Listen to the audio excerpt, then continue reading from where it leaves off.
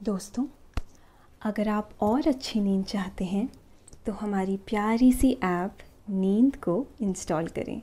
इस ऐप पर आपको एक्सक्लूसिव स्लीप स्टोरीज़ मिलेंगी और आप बिना यूट्यूब प्रीमियम के भी इन स्टोरीज़ को बैकग्राउंड में सुन सकेंगे। इंस्टॉल करने के लिए आप हमारी वेबसाइट neend.app पर ज़रूर आइए और अच्छी कहानियाँ, स्लीप म्यूज़िक, कुछ टिप्स सुनने के लिए इस चैनल को सब्सक्राइब कीजिए। आजकल इतनी टेंशन रहती है कि नींद ही नहीं आती, है ना? अगर आप भी ऐसे ही किसी को जानते हैं जिसे नींद आने में ज्यादा समय लगता है या तकलीफ होती है, तो उसके साथ ये कहानी जरूर शेयर करें।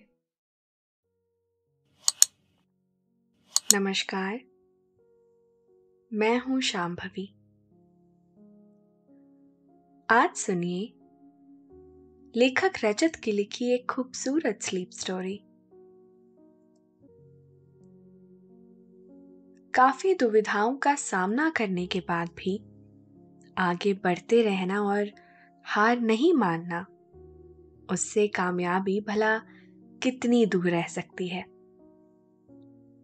आज की ये कहानी एक आम पहरेदार की है जो एक ही रात में अपने जुनून और प्रतिभा के बल पर खास पहरेदार हो जाता है। कहानी है पहरेदार रक्षित की। कहानी को आगे जरूर जारी रखेंगे, तो पहले आप अपने आसपास की सारी लाइट्स ऑफ करके आराम से लेट जाएं। अपनी आंखें धीरे से बंद कर लीजिए।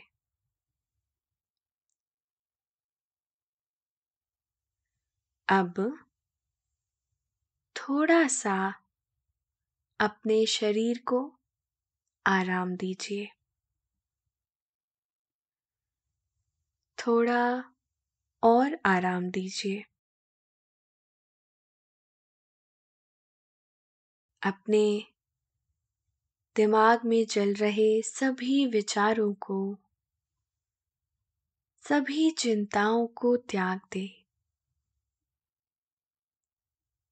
एक शांति सी महसूस करें। सारी नेगेटिव, सारी पॉजिटिव विचारों को धीरे धीरे निकाल दें।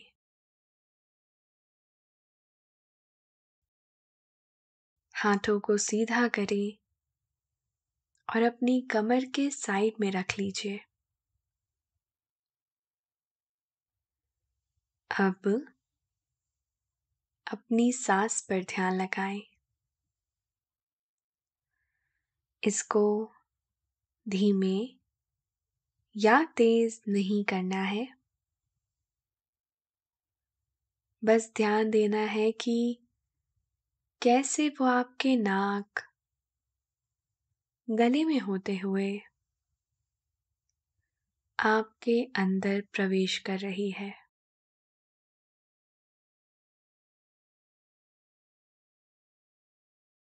और कैसे वो आपके गले और नाक के माध्यम से वापस निकल रही है। मन शांत, एकदम शांत होता जा रहा है। आप बहुत अच्छा महसूस कर रहे हैं। खुद को काफी हल्का फील कर रहे हैं। हर तरफ शांति है, सुकून है, खामोशी है। बात उस समय की है जब राजा रानी हुआ करते थे, प्रजा हुआ करती थी, राजमहल हुआ करते थे और राज दरबार में बैठकें लगा करती थी। जब भी ऐसी किसी कहानी की बात होती है तो राजा रानी की कहानी ही सामने आती है। पर ये कहानी किसी राजा या रानी की नहीं है, ना ही किसी राजकुमार और राजकुमारी की है, बल्कि ये कहानी राजमहल के पहरेदार की है। राजमहल के पहरेदार वो जो महल के बाहर खड़े होकर रखवाली करते हैं, पहरा देते हैं, हमेशा चौकस और होशियार, शांत और निडर, तेज और अचूक निगाह रखने वाले, हमेशा तन कर रहने वाले। वो कठोर भी रहते हैं और नर्म भी, और स्थिति के अनुसार उन्हें अपना आचरण बदलना होता है। कहा जाता है कि एक उम्दा पहरेदार वो होता है जो महल से गुजरने वाले परिंदों को भी पहचान ले। पैनी नजर रखने वाला ही उम्दा किस्म का पहरेदार बन सकता है, और राज्य हमेशा ऐसे युवाओं के इंतजार में रहता है। ऐसा ही नौजवान रक्षित बड़ी उम्मीदों से पहरेदार की भर्ती के लिए जा रहा है। उसकी मां ने जाने से पहले उसका मुंह मीठा कराया और उसे शुभकामनाएं देकर विदा किया। वो अपने घर, जो कि एक खूबसूरत छोटी झोपड़ी है, वहां से निकला और राजमहल की ओर दौड़ता हुआ बढ़ने लगा। बस्ती से बाहर निकलकर उससे मीनू काका मिले, जो हाथ गाड़ी चलाते हैं, लोगों का सामान इधर उधर पहुंचाते हैं। काका ने गाड़ी चलाते हुए कहा, अरे कहाँ को चल दिए इतने सवेरे रक्षित मियां? रक्षित ने गाड़ी के साथ साथ दौड़ते हुए बताया कि वो पहरेदार की भर्ती के लिए जा रहा है। काका ने कहा, तो आ जाओ, गाड़ी में बैठो, खाली ही जा रही है, उसी तरफ जा रहा हूं, छोड़ दूंगा। रक्षित आभार व्यक्त कर गाड़ी में बैठा। हाथ गाड़ी हर तरफ खुली हुई थी, ना कोई छत ना दीवारें। काका गाड़ी भगाने लगे। रास्ते में लोग काका को सलाम करते जाते और काका सबको जवाब देकर आगे दौड़ते रहते। काका ने गाड़ी चलाते हुए रक्षित से पूछा, तो तुम पहरेदार बनना चाहते हो? रक्षित ने कहा, सुना है कि रकम अच्छी मिलती है, मां को नापसंद काम नहीं करना पड़ेगा, सोचा आजमा कर देख लेता हूं, कुछ दिन करूंगा, देखते हैं कैसी लगती है। वैसे आपकी क्या राय है इसके बारे में? काका ने जवाब में कहा, राय का क्या है मियां, जो सही लगे वो करो। वैसे पहरेदार का काम जितना आसान लगता है उतना है नहीं, और अगर रकम के लिए करने जा रहे हो तो कुछ महीनों बाद मन नहीं लगेगा काम में। काम तो वो करो जिसमें मन लगे, काम काम जैसा लगे ही ना। काका की बात से मिलती जुलती बात कई बार मां ने भी रक्षित से कही है। रक्षित इस बात को समझता भी है, पर क्या करे, उसे अभी के लिए कोई और हल नजर नहीं आता। उसने मन ही मन सोच रखा है कि जब थोड़ी रकम एकत्र हो जाएगी तो वह यह काम छोड़ देगा और खुद का कोई काम शुरू करेगा। काका ने रक्षित को महल से कुछ दूरी पर ही छोड़ दिया और वहां से रक्षित अकेला ही चल दिया। ताजा ताजा सुबह में ही रक्षित महल में उपस्थित हो गया। उसके अलावा और कोई भी उम्मीदवार वहां नहीं पहुंचा था। उसे बताया गया वो जरा जल्दी आ गया है। धीरे धीरे युवा जमा हुए और उनकी परीक्षा शुरू हुई। उनसे तरह तरह के इम्तिहान लिए गए जिससे उनकी योग्यता आंकी जा सके। पहले चरण में तो सब पास हो गए, लेकिन दूसरे चरण में कुछ युवा बाहर हो गए। हर चरण के साथ इम्तिहान और भी कठिन हो जाते। रक्षित ने सोचा भी नहीं था कि उसे इतनी चुनौतियों का सामना करना पड़ेगा, पर वो अपने पूरे साहस के साथ लगा रहा। वहां के प्रमुख की भी उस पर खास नजर है, उसकी साहस और प्रतिभा देखकर। धीरे धीरे सूरज आसमान में आगे बढ़ते रहे। उनके ताप से जमीन पर ठहरी धूल भी तपने लगी। शरीर से पसीने बहने लगे और आंखें आसमान की ओर देखने की हिम्मत नहीं कर पा रही थी।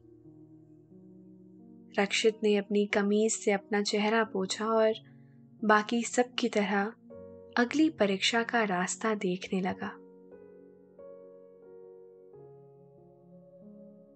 प्रतिस्पर्धा महल से लगे एक घुमावदार मैदान में हो रही थी, जहां चारों ओर दर्शकों के बैठने की व्यवस्था भी की गई थी।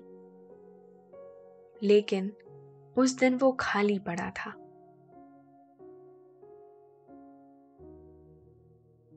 सभी को मैदान के एक कोने में खड़ा कर दिया गया और दूसरे कोने पर एक डंडे में लाल रंग का कपड़ा लटका दिया गया और सभी से बोला गया कि अपनी चप्पलें उतारकर उन्हें नंगे पांव डंडे के पास तक जाना है और लाल कपड़ा उतारना है। लेकिन ये परीक्षा पूरी करते समय कोई दौड़ नहीं लगा सकता। यानी रक्षित अगर दौड़ लगाएगा तो वो बाहर हो जाएगा और धूप में सभी के पैरों के जलने की पूरी संभावना है। रक्षित सोचने लगा कि क्या किया जाए। घंटा बजा और रेस शुरू हो गई। सभी साहस मन में ठाने आगे बढ़े, लेकिन रक्षित वहीं खड़ा रहा। प्रमुख ने उसकी तरफ आश्चर्य से देखा।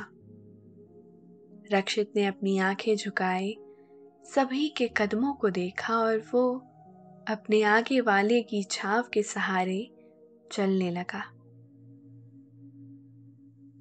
8-10 कदम बाद सभी के पांव जलने लगे। ना वो दौड़ सकते थे, ना तेज कदमों से चल सकते थे। रक्षित भी उन सभी में शामिल है, पर उसके पैर उतने नहीं जल रहे जितने बाकी सभी के। उसे छाव में चलने से दूसरे की तुलना में थोड़ी राहत मिल रही थी। मंजिल अब ज्यादा दूर नहीं है। सभी के पैर लड़खड़ाने लगे। कुछ उछलने लगे, कुछ ने दौड़ लगा दी और कुछ चलते रहे। आखिरी के कुछ पलों में केवल 4 युवा शेष बचे। अब कुछ ही कदम का फासला बचा था। रक्षित छाव का सहारा छोड़ धूप में आया और बाकियों के साथ चलने लगा। उसने धीरे धीरे कदम बढ़ाए और अपना हाथ आगे कर डंडे को पकड़ लिया और उसे फौरन उतार कर लाल कपड़ा हाथ में लिए खड़ा हो गया। प्रमुख उसकी चतुराई से प्रसन्न थे। सभी छाव में आकर खड़े हो गए। समय के बीतने के साथ सूरज डूबने लगा और शाम का सिंदूरी रंग आकाश में होता हुआ हवाओं में फैल गया। एक के बाद एक चारों बाधाओं का सामना करते रहे और आखिर में सिर्फ 2 युवा बचे, जिसमें से एक रक्षित था। शाम ढलते जा रही थी। उजाला अपनी राह छोड़ आसमान में गुम हो गया था और रात की चमक बिखरने लगी थी। रक्षित थका हुआ अपने घर के सामने आकर खड़ा हुआ। उसकी माँ बाहर बैठे उसी की राह तक रही थी। माँ की नजर कोरे रास्ते पर थी, जिस पर सबके कदम पड़ रहे थे, आ रहे थे, जा रहे थे, सिवाय उसके लाल के। इंतजार की डोर तोड़ते हुए 2 कदम उसकी आंखों के दायरे में आए। उसका बिना मुस्कान सा चेहरा फूल की तरह खिल गया, जैसे आसमान पर चांद आते रात रानी का खिलता है। माँ ने घुटनों पर टिके अपने हाथों पर से अपना चेहरा उठाया और देखा उसका रक्षित उसके सामने खड़ा है। उन्होंने कहा, अरे आ गया, कितनी देर कर दी आने में, कब से राह देख रही हूं। माँ ने खड़े होकर रक्षित का हाथ पकड़ा और उसका हाल देखते हुए कहा, ये क्या हाल बना लिया है, भर्ती के लिए गया था या मस्ती करने? पूरे कपड़े मैले कर लाया और कितना थका थका सा लग रहा है। रक्षित ने माँ को घर के भीतर ले जाते हुए कहा, आप जानती नहीं माँ आज क्या क्या हुआ, मैं सब बताता हूं। रक्षित ने माँ को दिन भर का चिट्ठा सुना दिया।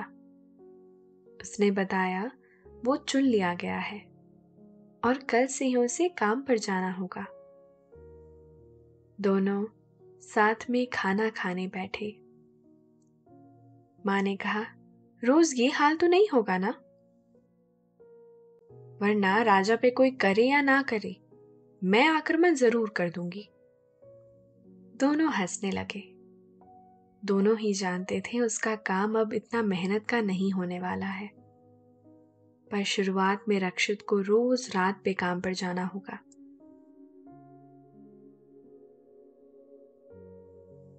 दिन भर की मेहनत के बाद रक्षित को फौरन ही नींद आ गई। दूसरे दिन की जब रात आई, वह बाकी रातों से ज्यादा शांत लग रही थी। पूनम की रात और सितारों का अपनी अधिकांश चमक के साथ जमावड़ा। बाकियों का पता नहीं, पर रक्षित को ऐसा ही लग रहा है। वह रात के 8 बजे तैयार होकर काम पर जाने के लिए अपने घर से बाहर निकला और आसमान की ओर देखकर ये सब सोचने लगा। उसकी माँ भीतर से हाथ में गुड़ लेकर आई और रक्षित को देखकर कहा, आज की रात सबसे अलग होने वाली है, तुझे रात पसंद आएगी, दिन की अपेक्षा शांत और कोमल। ये ले, मुंह मीठा कर ले। माँ ने रक्षित को आशीर्वाद दिया और उसे गली पार तक छोड़ने गई। जब तक रक्षित आंखों से ओझल नहीं हुआ, माँ उसे जाता हुआ देखती रही। रक्षित समय से कुछ देर पहले ही राजमहल में हाजिर हो गया।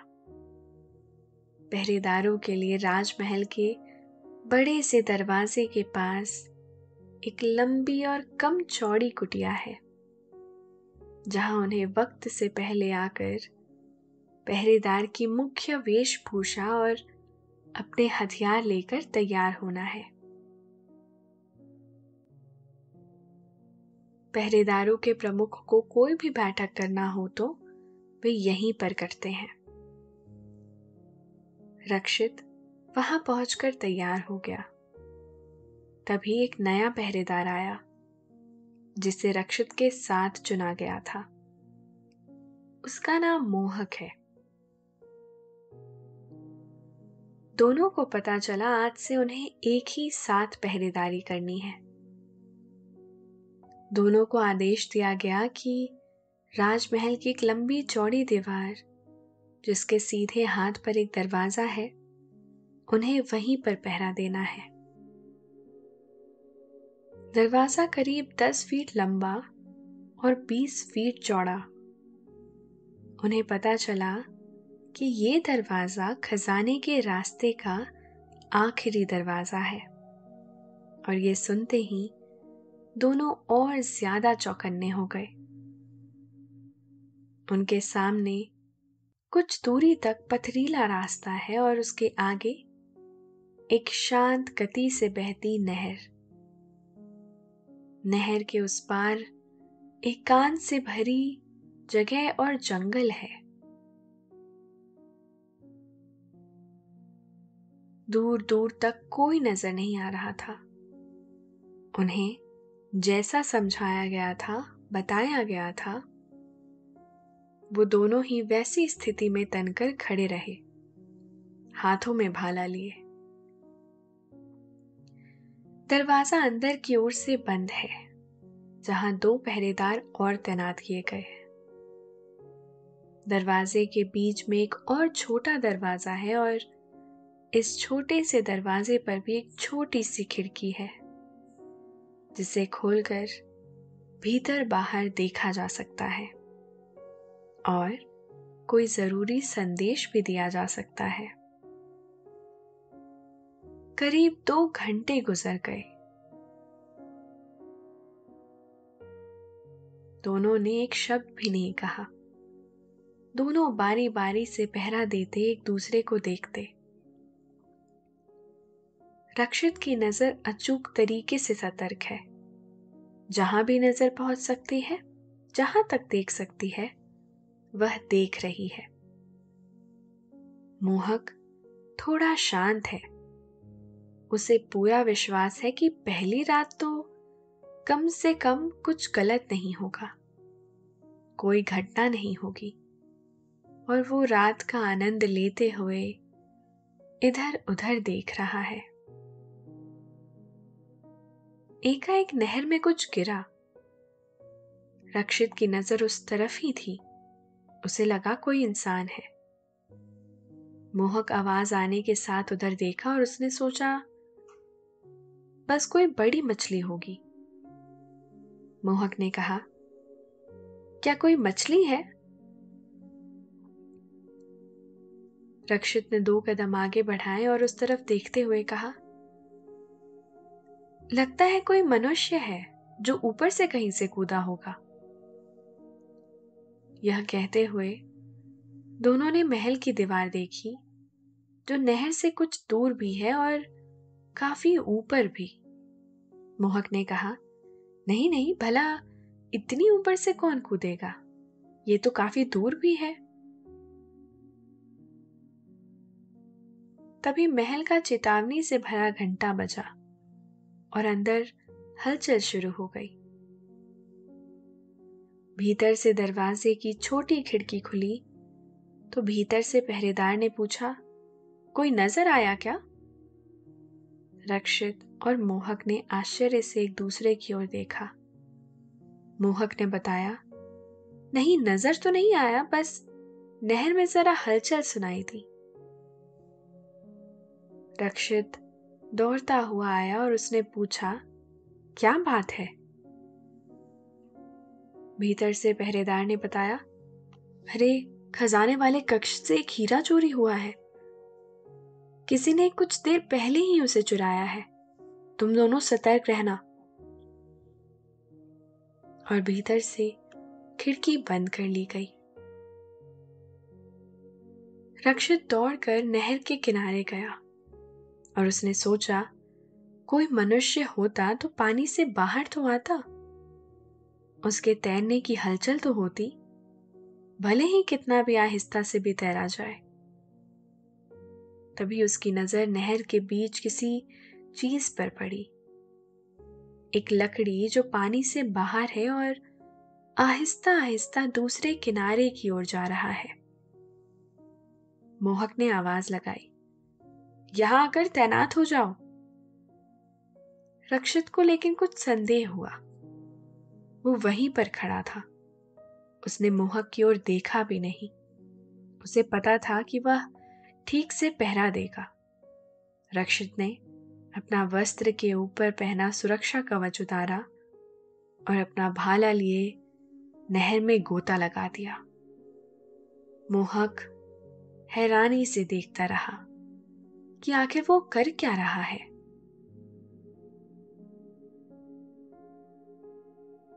उसके गोता लगाने की आवाज से ही नहर में तैरती लकड़ी बाहर की ओर आई और एक चेहरा सामने आया। किसी ने अपने मुख में वो लकड़ी पकड़ रखी है। शायद वो एक खोखली लकड़ी है जिसके जरिए वो पानी के भीतर सांसें ले पा रहा था ताकि उसे कोई देख नहीं पाए। योजना तो अच्छी थी, पर रक्षित का अंदेशा सही निकला। उसने भी ऐसा ही सोचा था। मोहक ने यह देखा और फौरन दरवाजा बजाकर भीतर खबर दी। रक्षित पूरी रफ्तार के साथ तैरने लगा।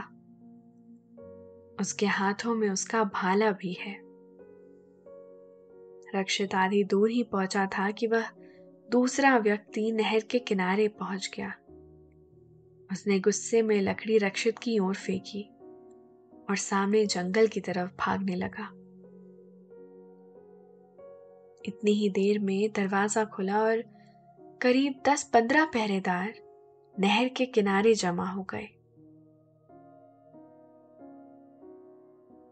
रक्षित किनारे पर पहुंचा और उस व्यक्ति का पीछा करता हुआ जंगल की तरफ भागा। व्यक्ति ने जंगल के भीतर प्रवेश किया और रक्षित उससे कुछ ही दूरी पर था। वह भी कुछ ही क्षण में जंगल के भीतर चला गया। इतनी देर में कुछ सैनिक एकत्रित हो गए। छोटी छोटी नौकाओं में बैठकर नहर पार करने लगे। रक्षित सभी की आंखों से ओझल हो चुका था। सभी पहरेदारों को रक्षित की फिक्र होने लगी। आखिर वो एक पहरेदार ही है जो आज ही नौकरी पर आया है। सैनिकों ने नहर पार की और जंगल की तरफ दौड़ने लगे।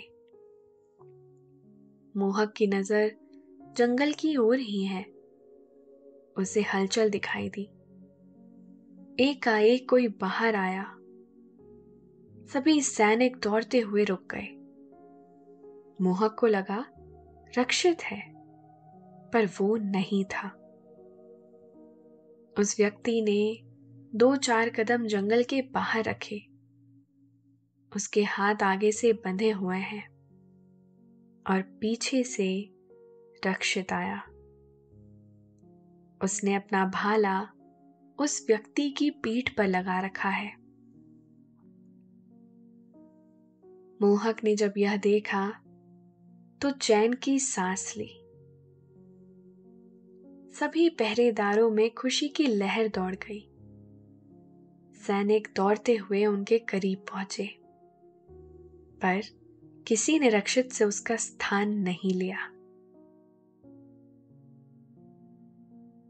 रक्षित उसे किनारे तक लाया और नौका में बिठाकर बाकी सैनिकों के साथ फिर से इस पार आ गया। महल की दीवार के ऊपर से राजा, सेनापति और पहरेदारों के प्रमुख ने यह सब देखा। तीनों के चेहरे पर उत्साह की झलक थी। दरवाजे के पास पहुंचकर रक्षित ने उस व्यक्ति को सैनिक के हवाले किया। इतनी ही देर में प्रमुख नीचे आ गए।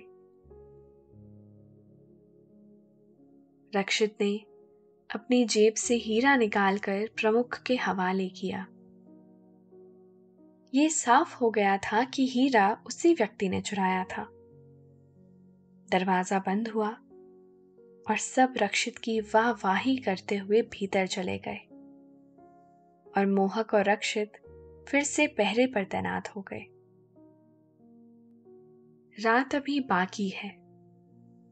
दोनों का हौसला और भी दुरुस्त हो गया। कुछ देर बाद दरवाजे की खिड़की खुली और प्रमुख ने रक्षित से भीतर आने को कहा। रक्षित ने सोचा शायद वस्त्र बदलने के लिए समय दे रहे हैं। वह मोहक से जल्दी आने का कहकर चला गया। मोहक अकेला पहरे पर तैनात है, पर अब वो हालात को नरमी से नहीं ले रहा। उसे पता चल गया है कि कभी भी कुछ भी हो सकता है और उसे हमेशा चौकन्ना रहना होगा। दोस्तों, अब से आप bedtime stories, guided meditation, relaxing music, इन सब का आनंद नींद ऐप पर ही उठा सकते हैं। रक्षित को आने में देरी लगी। उसे करीब 15-20 मिनट लग गए। रक्षित आया और नए वस्त्रों के साथ फिर से तैनात हो गया। उसके वस्त्र पहले की ही तरह थे, पर उनमें कुछ नया है जो पहले नहीं था। उसके सुरक्षा कवच पर एक सोने का सिक्का लगा है, जिस पर मोहक का ध्यान गया और उसने उत्साह से कहा, क्या बात है? क्या ये वही है जो मैं सोच रहा हूं? रक्षित ने मुस्कुराते हुए सर हिलाया और कहा, तरक्की हुई है, मेरा ओहदा बढ़ गया। कल से ही मुझे राजमहल के मुख्य द्वार के सामने पहरा देना है। दोनों खुशी से गले मिले और मोहक ने उसे बधाई दी और दोनों फिर से तैनात हो गए। रक्षित ने आसमान में चांद को देखते हुए मां को याद किया और एक प्यारी मुस्कुराहट के साथ उन्हें अपना प्यार भेजा। तो दोस्तों, ये थी आज की कहानी। आशा है आपको पसंद आई होगी।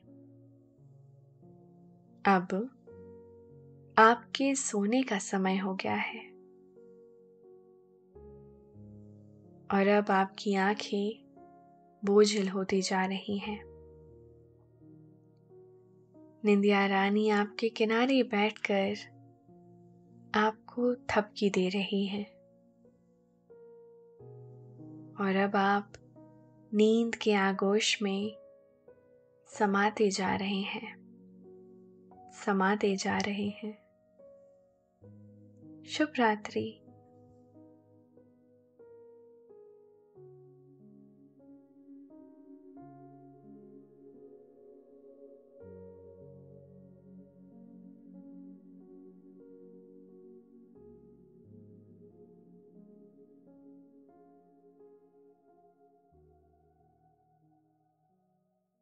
किसी ने बड़ा खूब कहा है, शेयरिंग इज केयरिंग। अगर आप भी किसी को जानते हैं जिनको नींद ना आने की दिक्कत है, तो उनके साथ ये कहानी जरूर शेयर करें।